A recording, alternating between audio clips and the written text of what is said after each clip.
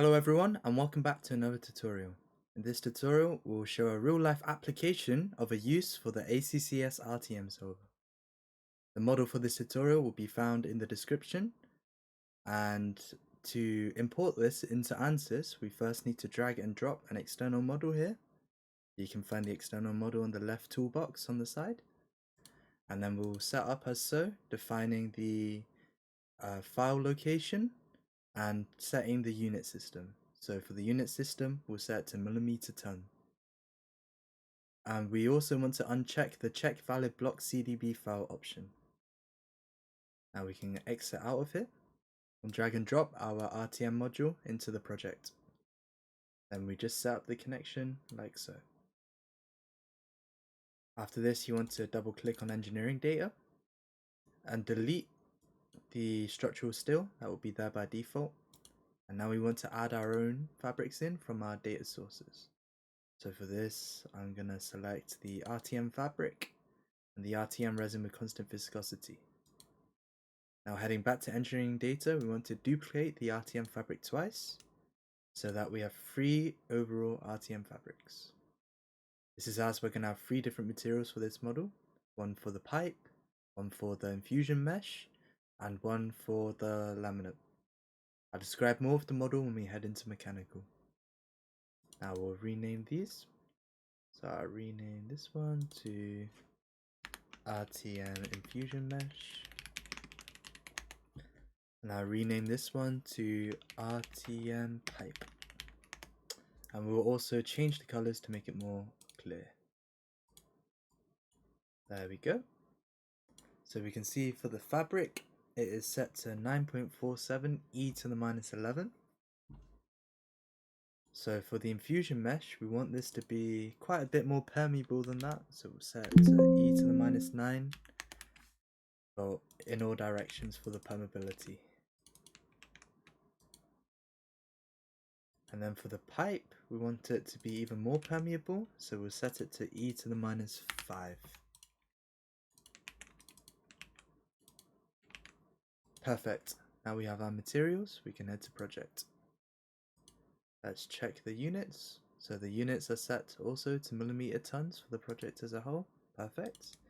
And now we can update our model. After the model is updated, we can just double click to open mechanical. Now that mechanical is open, you'll be greeted with the model. And you can see that there is a pipe running across the middle of the model. This is the pipe where the resin will initially flow. And then you'll see the top layer, which will be our infusion mesh. And then the bottom layer, which is the laminate, with the laminate being the thicker component. So now we want to assign our materials, and to do so, we head to geometry. For the line body, we want to assign the material of RTM pipe.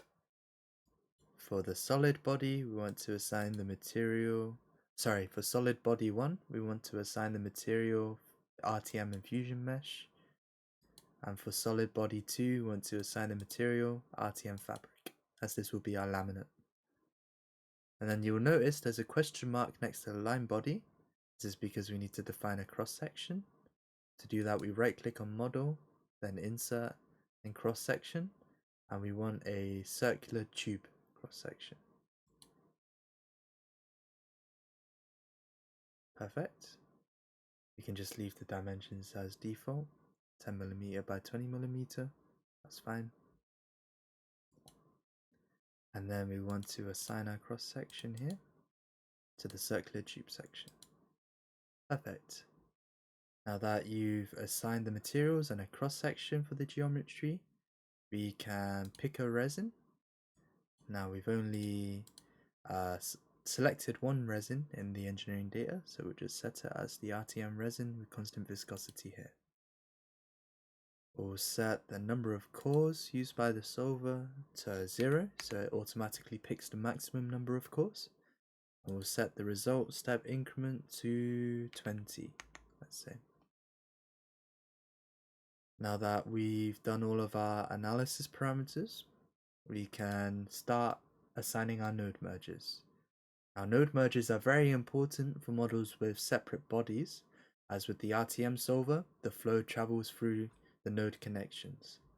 So we need to ensure that all of our bodies are connected. To do this, we'll use node mergers. So I'll right-click Mesh and then press Node Merge.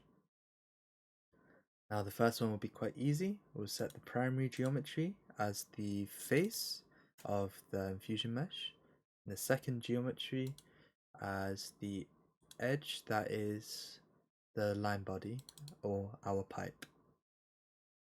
We'll set the tolerance to 1mm. The next one we want to do is between the mesh and the laminate. So we want to right click here and insert another node merge. Perfect. And we want to isolate the infusion mesh so that we can select the bottom of it. So we'll head back to node merge and we'll set the bottom of the infusion mesh as the primary geometry. Now we want to do the same thing here. So we'll show body and then hide all other bodies. And here we want to select the top of the laminate. So this is where the connection will be. We'll set again the tolerance value to be 1mm. Once that is done, we can generate our mesh edit for both of them.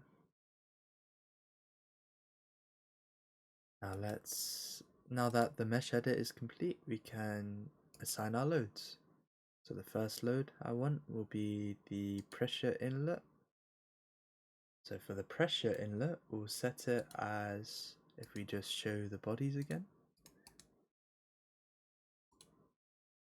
we'll set it as one of the vertexes of the pipe, in this case the left hand side vertex, and we'll set the pressure for this to be 1.